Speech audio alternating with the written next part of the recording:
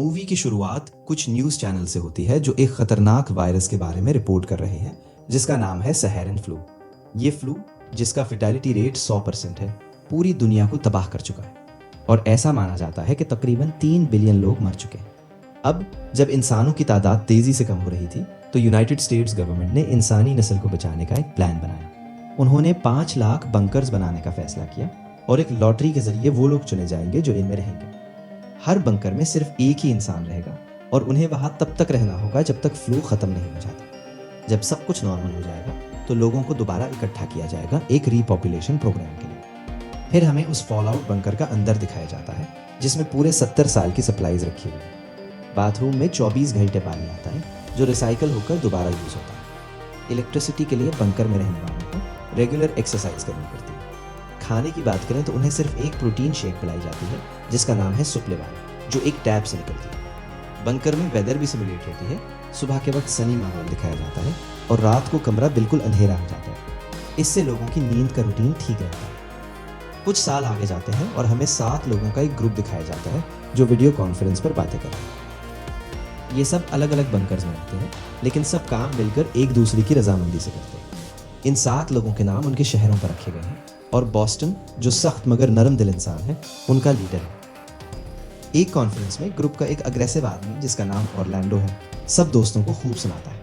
वो ये भी कहता है कि बाहर की दुनिया कभी वापस नॉर्मल नहीं होगी, यानी वो सारी जिंदगी यहाँ फंसे रहेंगे। बॉस्टन और बाकी लोग उसे शांत करने की कोशिश करते हैं लेकिन ऑरलैंडो नहीं मानता, बल्कि वो अपना माजी सबके सामने रख देता है कि उसने 15 लोगों को मारा था और उसे उम्र कैद की सजा दी थी। ग्रुप की एक मेंबर अटलांटा, जो बहुत रिलीजियस औरत है, ऑरलैंडो से उन कत्लों का हिसाब मांगती है।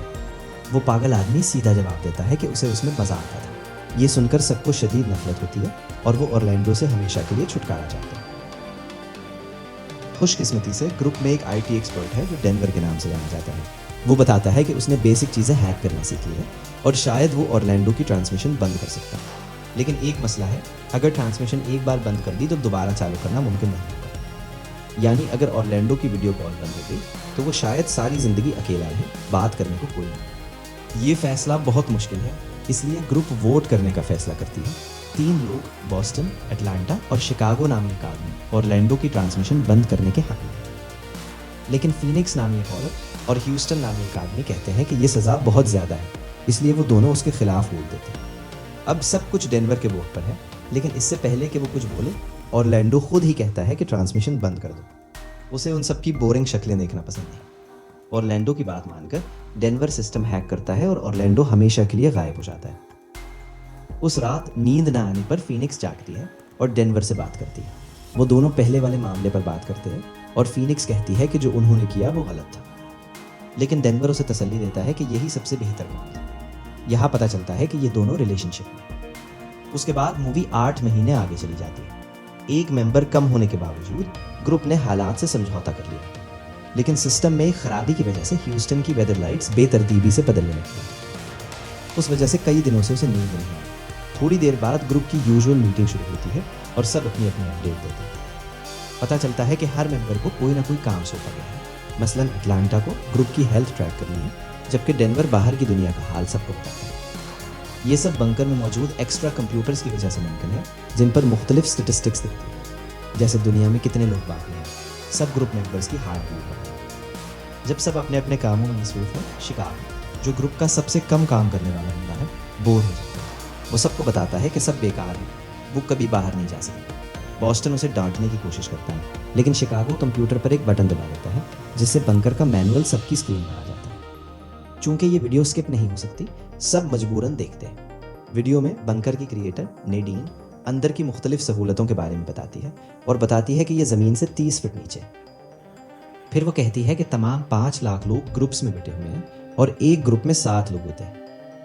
उनका काम सिर्फ एक है, एक दूसरे को जिंदा रखना जब तक वायरस ख़त्म ना हो जाए। वीडियो ख़त्म होती है जब नेडीन कहती है कि इस दुनिया में अभी इंसानियत के लिए उम्मीद बाकी है। कुछ दिन बाद एक रेगुलर कॉन्फ्रेंस के दौरान सबके डेटा कंप्यूटर्स अचानक बंद हो जाते हैं। बॉस्टन सोचता है ये कोई टेम्परेरी खराबी है, लेकिन बाकी डरने लगते हैं कि कहीं उनका बंकर टूट ना जाए। अजीब बात यह है कि कंप्यूटर सबके 6 बंकर्स में बंद है, हालांकि वो हज़ारों मील दूर हैं एक दूसरे से। थोड़ी देर बाद फीनिक्स छुपकर डेनवर को कॉल करती है और बताती है कि सिस्टम में एक लूप होल की वजह से ये मसला हुआ। ये लूप होल तब शुरू हुई जब उन्होंने सिस्टम हैक करके ऑरलैंडो की वीडियो ट्रांसमिशन बंद की थी। फीनिक्स डेनवर से मिन्नतें करती हैं कि वो दोबारा सिस्टम हैक करे और ऑरलैंडो को वापस लाए, क्योंकि शायद यही डेटा कंप्यूटर्स ठीक करने का वाहिद तरीका है। लेकिन डेनवर कहता है कि ट्रांसमिशन वापस लाना मुमकिन नहीं, तो कोशिश करना बेकार है। ये सुनकर फीनिक्स गुस्से में आ जाती है और अपनी ज़िंदगी की कहानी सुनाने लगती है। वो बताती है कि उसके बाप ने छोटी उम्र में दुनिया छोड़ दी और मान पाल पोसा, लेकिन बड़े होते होते उसने ड्रग्स लेना शुरू कर दिया और कई बार घर से भाग गई। एक दिन जब उसे घर में अपना स्टैश नहीं मिला तो उसने शक किया कि माँ ने लिया होगा। बस गुस्से में आकर उसने कैंची उठाई और माँ को मार डाला। फिर उसे मैक्सिमम सिक्योरिटी प्रिजन में बंद कर दिया गया जब तक कि वायरस नहीं आया और उसने बंकर की लॉटरी जीती। ये सब सुनकर डेनवर इमोशनल हो जाता है और वादा करता है कि वो ऑरलैंडो की ट्रांसमिशन वापस लाएगा। एक रात आखिर पार बुखार हो जाता है और फीनिक्स को खुशखबरी देने के लिए कॉल करता है। लेकिन जब वो दोनों ऑरलैंडो की फीड देखते हैं तो वो वहाँ कहीं नजर नहीं आता। अगले सीन में जोड़ा ये फीड बाकी ग्रुप को दिखाते हैं और जैसा सोचा था बॉस्टन खुश नहीं कि उन्होंने बगैर किसी के बताए ये फैसला किया। वो खास तौर पर डेनवर पर नाराज है कि उसने दोबारा सिस्टम हैक किया। लेकिन जोड़ा बस यही जवाब देता है कि अब उन्हें वोटिंग की परवाह नहीं। रात को फीनिक्स एक बार फिर डेनवर को कॉल करती है और पूछती है कि क्या वो ऑरलैंडो की पर्सनल वीडियोस निकाल सकता है जो उसने रिकॉर्ड की थी। वो कहती है कि उन वीडियो से शायद ये पता चले कि वो कहाँ गए। डेनवर मान जाता है और फौरन काम पर लग जाता है। अपनी हैकिंग स्किल का पूरा जोर लगाकर वो ऑरलैंडो की कई पर्सनल वीडियोस डाउनलोड करने में कामयाब हो जाता है। फिर जोड़ा एक एक करके वीडियोस देखना शुरू करता है। ज़्यादातर वीडियोस में ऑरलैंडो बस बना शर्ट के वर्कआउट करता नजर आता है। लेकिन आखिरी क्लिप में अचानक वीडियो कट हो जाती है और सिर्फ ऑरलैंडो की चीखें सुनाई देती है। जब वीडियो वापस आती है ऑरलैंडो पहले से गायब हो चुका होता है। लगता है जैसे कोई उसे उठा कर ले गया। अगली सुबह पूरी ग्रुप उस अजीब वीडियो पर बात करती है और सबकी राय अलग अलग है। बॉस्टन को लगता है कि वो बंकर में महफूज है और बस सोच ज़्यादा हो रही है, लेकिन फीनिक्स कहती है कि वक्त ख़त्म होने से पहले उन्हें निकलने का रास्ता ढूंढना होगा। उधर ह्यूस्टन ख़राब वेदर लाइट्स की वजह से पागल होता जा रहा है। एक हफ्ते से ज़्यादा से नींद नहीं आई और अब वो भी फीनिक्स के एस्केप प्लान की हिमायत करता है। लेकिन बॉस्टन सबको रोकता है, जब तक कोई पक्का सबूत न मिले कुछ नहीं करेंगे। बदकिस्मती से उसी रात हालात और ख़राब हो जाते हैं। पागल हो चुका ह्यूस्टन दीवार में सर मारने लगता है। सब मिन्नतें करते हैं लेकिन वो अपना होश खो चुका है। इतने में ह्यूस्टन की वीडियो ट्रांसमिशन कट जाती है और किसी के उसके बंकर में घुसने की आवाज़ आती है। जब वीडियो वापस आती है ह्यूस्टन भी गायब हो चुका होता है, बिल्कुल ऑरलैंडो की तरह। ये देखकर ग्रुप कांप उठती है और अब सब मान लेते हैं कि वाकई कुछ गलत हो रहा है। अगली सुबह फीनिक्स ग्रुप की जिम्मेदारी अपने हाथ में लेती है और सबको कहती है कि अपने बंकर में कोई ना कोई चीज़ ढूंढे जिससे बाहर निकल सके। सिवाय काहिल शिकागो के सब मान जाते हैं और ढूंढना शुरू करते हैं। रिलीजियस औरत एटलांटा सबसे पहले कोई सुराग निकालती है। वो एक पाइप तोड़ती है जिससे उसके बंकर में सुपलेवान प्रोटीन आती है। जब पूरी ग्रुप देख रही होती है एटलांटा उस पाइप में से झांकती है और दूसरी तरफ एक खाली जगह देखती है। सबको हैरानी होती है क्योंकि बंकर तो ज़मीन से 30 फीट नीचे होना चाहिए था। लेकिन इससे पहले कि कोई कुछ पूछ सके एटलांटा की ट्रांसमिशन कट जाती है और कोई उसे ज़बरदस्ती ले जाता है। ये देखकर बाकी ग्रुप तबाह हो जाती है। अब समझ आ गया कि किसी को भी किसी भी वक्त पकड़ा जा सकता है। शिकागो तो बिल्कुल ही टूट जाता है। वो आहिस्ता आहिस्ता मेन दरवाजे के पास जाता है और कुछ ऐसा कर लेता है जो नाकाबिल बयान है और सब दिल थाम कर रह जाते हैं। अब सिर्फ 3 लोग बाकी हैं। बॉस्टन और फीनिक्स ने अपनी किस्मत मान ली है, लेकिन डेनवर हार मानने को तैयार नहीं। वो पूरी ताकत से सिस्टम हैक करना शुरू करता है और आखिरकार एक ब्रेक थ्रू मिल जाती है। वो दोनों टूटे हुए दोस्तों को कॉन्फ्रेंस कॉल पर बुलाता है और बताता है कि वो दूसरे सर्वाइवर्स के बंकर्स में घुसने में कामयाब हो गया। बॉस्टन और फीनिक्स यकीन नहीं करते, लेकिन जब डेनवर उन्हें दूसरे सर्वाइवर्स की लाइव ट्रांसमिशंस दिखाता है वो दोनों हैरान हो जाते हैं। फिर डेनवर एक और अजीब बात बताता है। पूरा सिस्टम हैक करने के बावजूद उसे सिर्फ 1000 बंकर्स मिले, ना कि 500 लाख। ये सुनकर फीनिक्स को लगता है कि कुछ गड़बड़ है। वो डेनवर और बॉस्टन को प्रपोज करती है कि एक आखिरी बार एस्केप करने की कोशिश की जाए। बॉस्टन कहता है कि बंकर से निकलना नामुमकिन है, लेकिन फीनिक्स कहती है शायद एक तरीका है। वो बताती है कि अगर बंकर के अंदर की वायर्स काट दी जाए तो शायद दरवाज़ा खुल जाए। दोनों लड़कों को प्लान रिस्की लगता है, लेकिन फीनिक्स अब जान लगाने को तैयार है। उसका ये अज़्म देखकर दोनों मान जाते हैं, लेकिन शुरू करने से पहले डेनवर फीनिक्स से वादा करता है कि वो पैदल पूरा मुल्क पार कर लेगा अगर यही उस तक पहुंचने का वाहिद रास्ता हो। फिर तीनों वायर्स काटना शुरू करते हैं। जैसे ही कामयाब होते हैं अलार्म बजने लगता है और दरवाज़ा आखिरकार खुल जाता है। सबसे पहले फीनिक्स बाहर निकलती है। हैरानी की बात, दरवाजे के बाहर एक बिल्कुल नॉर्मल सा अपार्टमेंट है, एक बड़ा हॉल है। फीनिक्स हमेशा यही सोचती रही कि वो एक बंकर में है, लेकिन हकीकत बिल्कुल अलग थी। और उससे पहले कि वो कुछ समझ पाए, डेनवर अगले दरवाजे से बाहर आता है। यानी वो दोनों पिछले 6 सालों से एक ही बिल्डिंग में रह रहे थे। दोनों खुशी और कन्फ्यूजन में एक दूसरे को गले लगाते हैं। तभी बॉस्टन भी एक और दरवाजे से निकल आता है।